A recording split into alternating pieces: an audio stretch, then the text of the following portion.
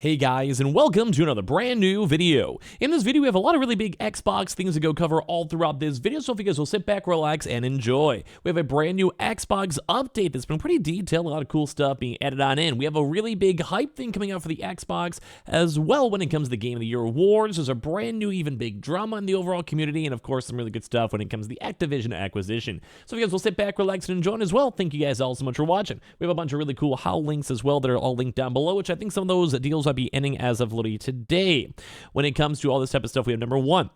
We have a brand new as well total tech stuff that should be ending very, very soon, probably by the end of today. We have the SSDs. We have like just a lot of stuff. There's games, a lot of things. We'll have a bunch of brand new links all down below in the very near future as well. And of course, the Twitter and all that stuff too on top of that, all linked down below. So I appreciate you guys all so much for diving on. Let's go dive into the video itself. First and foremost, we actually have a brand new update when it comes to the Xbox console, which I think is overall very nice and very cool. So first and foremost, Microsoft has detailed the Xbox's November update with a brand new compact mode and the Xbox app on PC and quite a few other little various things on the way.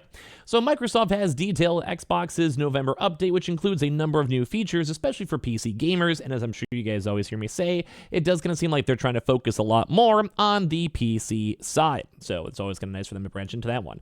So highlighting this month's update is a new compact mode for the Xbox app on PC, which is great. I always thought the Xbox app was mediocre, very nice to see.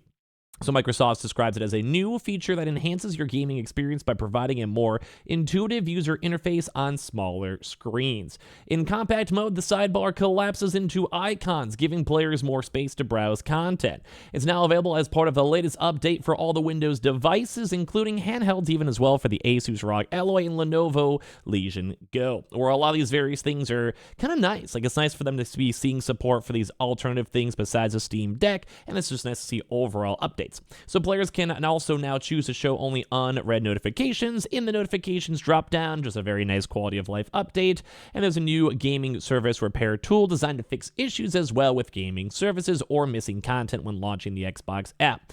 On console, Microsoft is adding Japanese language support too for visual keyboards, and as well, there's a new notification that will let players know if a game they've wished listed has also been added to the Xbox free play days, which lets Game Pass subscribers try out the full versions of selected titles each weekend at no additional charge. So we love seeing this type of stuff. Just a bunch of really nice, cool updates too as well. You also use your phone automatically to redeem rewards from the consoles too on top of that. So very nice to see. Just a bunch of little nice quality of life updates. And I think one of the biggest things is going to be them trying to go and tie it more into this Xbox app. Now, as I mentioned, when it comes to the Xbox side too, like, we don't want to necessarily have like it either taking up a lot of storage space and everything else. Like, we don't like that. I don't like that. The less space it takes, the less load it has on your PC, the easier to run on various things like the Asus ROG. That's great stuff. And as well, any type of optimization for things even on Xbox users or anyone who's on PC Game Pass.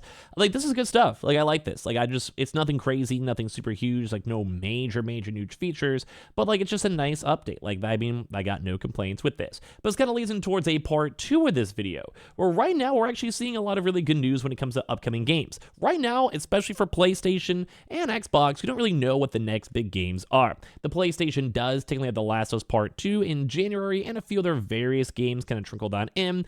Xbox doesn't really seem to have any big major next titles, although some are like in the works. Like, we keep on hearing about Fable and stuff like that. But one big thing to note is that we are anxiously waiting for the Game of the Year awards show on December 7th, which I will be co-streaming up on Twitch. You guys want to follow up on Twitch now, put notifications, whatever, feel free to for the next week. But Microsoft is now hyping folks up, stating, Microsoft says you won't want to miss the Game Awards next week, teasing some major announcements and Xbox news for the show itself. And this is what we like to see, because I want to see brand new games, I want to see old IPs coming back, I want new IPs worked on in. I like this vibe. It's all around good stuff. So Jeff Keighley will be taking the stage of the Game Awards next week on December 7th for the premier gaming show of the season. Ahead of the big event, Microsoft has teased that it will have some Xbox news for fans to look forward to.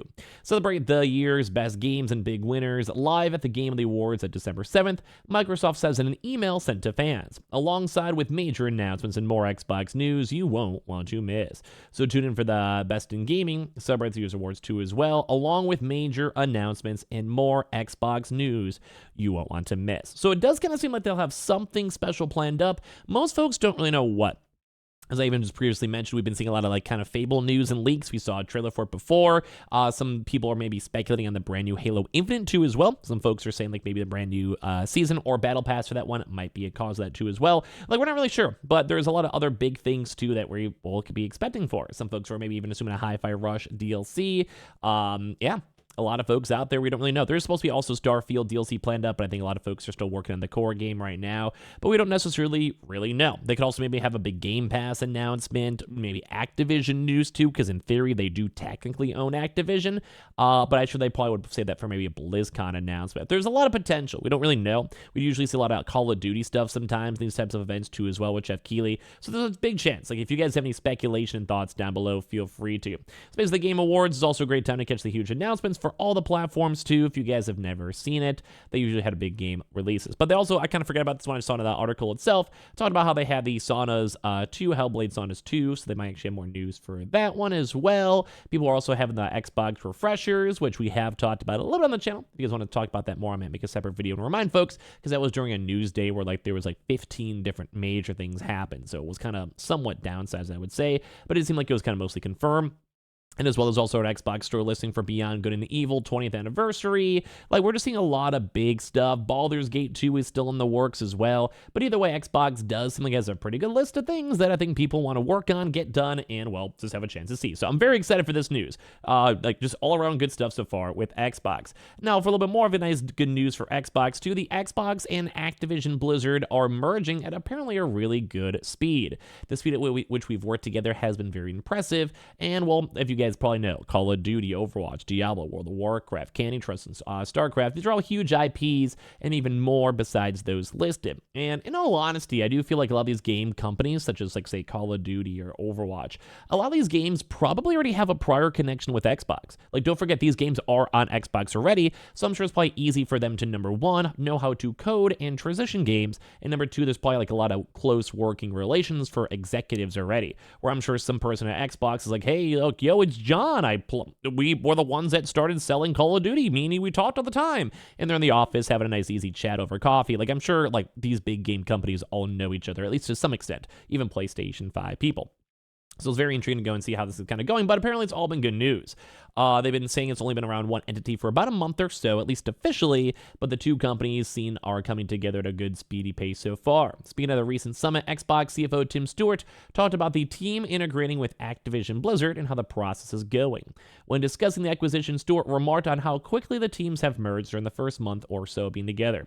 Thankfully, we both talk a gaming language, and even the first few months since we've been getting an entity. The speed of which we've integrated at the speed at which we've worked together is very impressive. They also said at the highest level, it's leveraging what Activision is so good at, which is consoles and PC and mobile. How do we take that great DNA, make it an accelerant to the IP we have, leverage in great assets they have and expertise they have? Basically saying, like, at a high level, how do we make this perfect?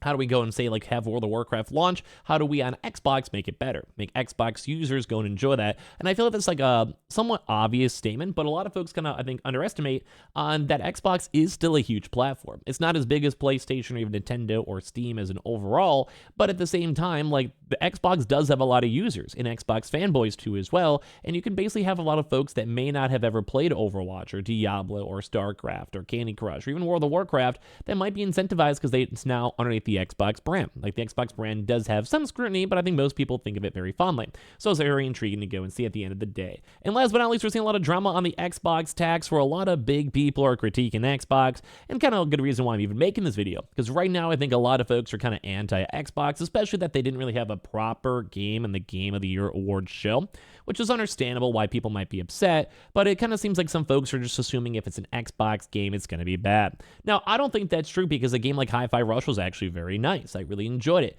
I just think that Starfield overall is just a mediocre game. Like, it was good. I enjoyed it. I put a lot of hours into it, but compared to some other games, I just knew the quality wasn't there. And I don't think there's really an Xbox tax. I don't think people individually assume an Xbox game is going to be bad. I just think that at this point, we've had a lot of mediocre launches, such as Halo, even some of the Forza games. Not bad. There's not the best. Or even a good example, Starfield. Like, they're good. They're okay, but they're a little bit dated or not a 10 out of 10 that we'd expect compared to, say, like a Spider-Man or God of War, or even Horizon, depending on the genre. So I don't really think there's any big drama on this one. I think Xbox is working good. I think they're still pushing Game Pass. I think everything they want to do is doing it right. So give me your thoughts and comments. We have all the HOW links as well down below. Might be the last night for it, so check that out. We have all the SSDs. We have the Total Tech stuff. We have everything. All linked down below. #ad. Check those on out. Twitter and Twitch, you guys to follow and subscribe. If you guys new, give me your thoughts and comments as well. And I love you guys all so much for watching.